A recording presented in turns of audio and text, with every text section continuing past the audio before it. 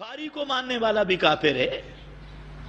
कुरान के मद्दे मुकाबिल अगर बुखारी की रिवायत को मानता है वो भी काफिर है। एक साथी ने एक सवाल भेजा है जिसमें उसने कहा है कि बाज़ लोग ये कहते हैं कि कुरान के मुकाबले में हदीस को मानना कुफ्र है, चाहे वो हदीस बुखारी की ही क्यों ना हो। ऐसे तमाम लोग मुनकर हदीस कहलाते हैं और वो शख्स जो सुन रहा है ये बात या उसके अलावा भी जो लोग सुन रहे हैं इस बात को, हमने उनके लिए एक चीज़ तैयार की है। एक हाट पाट है जिसमें उनके लिए गधे का गोश्त पकाया गया है और दूसरे हाट पाट में मछली तैयार करके रखी गई है।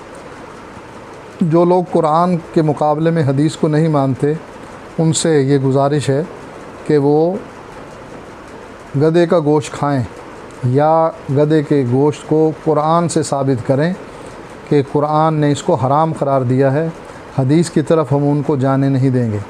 ऐसे ही मछली कुरान से साबित करें कि हलाल है, हदीस की तरफ उनको जाने की इजाज़त नहीं। जब वो ये लोग इस बात का सबूत दे देंगे तो हम उनको कहेंगे कि ठीक है आप गधे का गोश्त ना खाएं, मछली खाएं। वगरना जब तक वो ये पेश नहीं करते कुरान से कि गधे का गोश्त हराम है और मछली हलाल है, हम उनको यही कहेंगे कि ये गधे का गोश्त खाएं और मछली के हलाल होने का सबूत दें। हदीस की तरफ नहीं जाएं, क्योंकि हदीस कुरान के ख़िलाफ़ अगर मानी जाए तो उनके बकौल ये कुफ्र है। तो इस सवाल का जब वो जवाब दे देंगे तो बाकी उनकी जो बातें हैं हम उनका किस्तवार इंशाअल्लाह जवाब देंगे। रहमान रहीम। आपने सुना कि ये क्लिप मौलवी खिज़र हयात तक पहुंचा और हमने उसको ये क्लिप रमज़ान से 3 दिन पहले भेज दिया। उसने उसके बाद 15/5/2020 को पूरा खुतबा जुमा दिया, जिसमें उसने हमें काफ़ी गालियाँ धमकियाँ वगैरह दी, जिसका जवाब देने का हम हक़ रखते हैं। हमारा मुतालबा ये था कि कुरान मजीद से गधे के हराम होने की एक आयत पढ़ दें और मछली के हलाल होने के लिए कुरान मजीद से एक आयत पढ़ दें। शेखुल हदीस साहब के पास अगर इल्म होता तो तारीख़ पर तारीख़ न देते, बल्कि एक आयत जिसके पढ़ने में 1 मिनट से भी कम वक्त लगता है वो पढ़ देते, लेकिन ईद के बाद की तारीख़ न देते। मालूम नहीं वो अपने शेखुल हिंद महमूद अल हसन की तरह इज़ाहुल अदिल्ला में बयान करदा कुरान मजीद की कोई आयत घड़ रहे हैं या मुहक्किकीन की जमात इस आयत की तलाश में है। मौलवी साहब फरमाते हैं, बाकी रह गया गधा, कुरान से भी इसकी हुर्मत साबित करूँगा और हदीस से भी साबित करूँगा। रह गई मछली, मछली का हलाल होना कुरान से भी दिखाऊँगा और हदीस से भी दिखाऊँगा।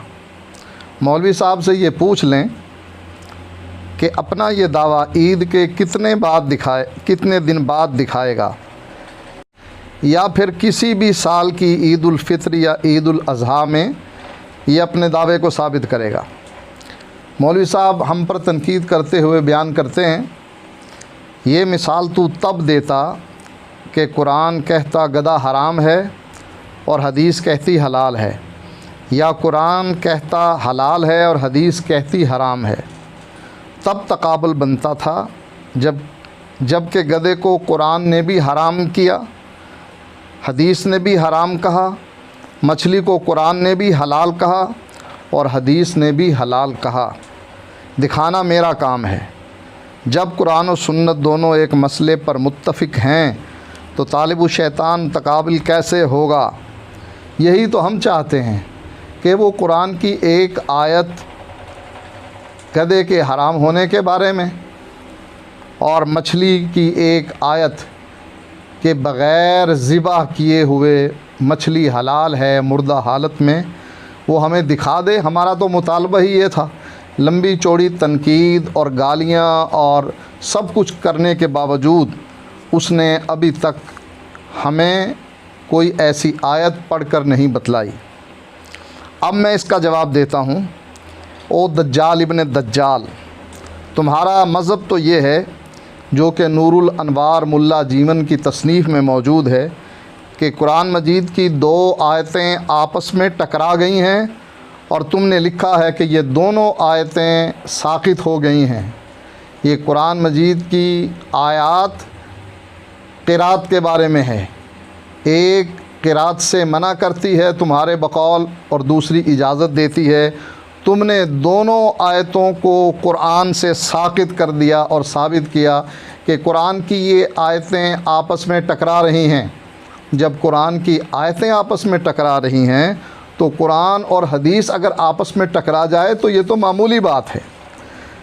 آئیے میں مولوی صاحب کو وہ آیت بیان کرتا ہوں جو حدیث سے ٹکرا رہی ہے۔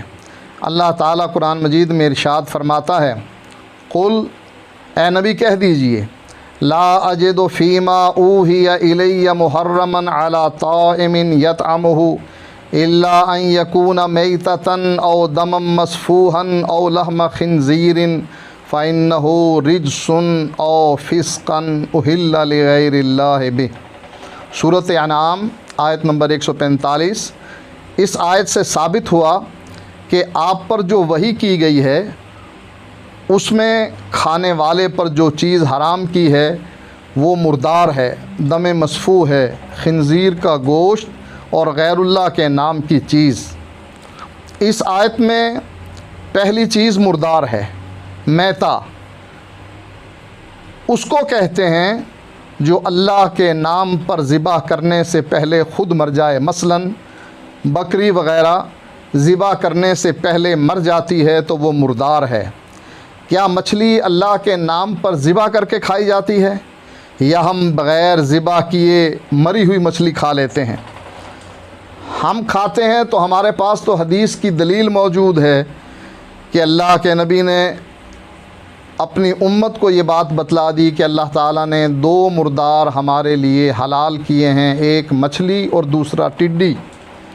نبی اکرم صلی اللہ علیہ وآلہ وسلم نے سمندر کے، دریا کے پانی کے بارے میں کہا کہ اس کا مردار حلال ہے، یعنی مچھلی اگر مری ہوئی بھی ملے تو وہ حدیث کی روح سے حلال ہے۔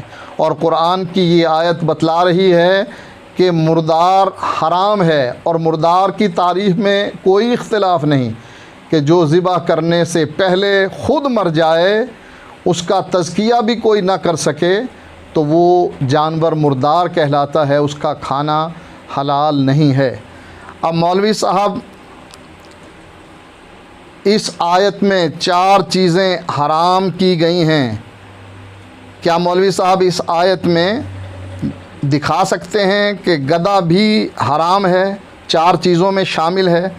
اور کیا قرآن سے یہ بھی دکھا دیں گے کہ وحشی گدھا تو حلال ہے اور گھریلو گدھا حرام ہے؟ جب مولوی صاحب قرآن کی اس آیت کو پیش کریں گے عید کے بعد تو دوسرے دلائل بیان کیے جائیں گے۔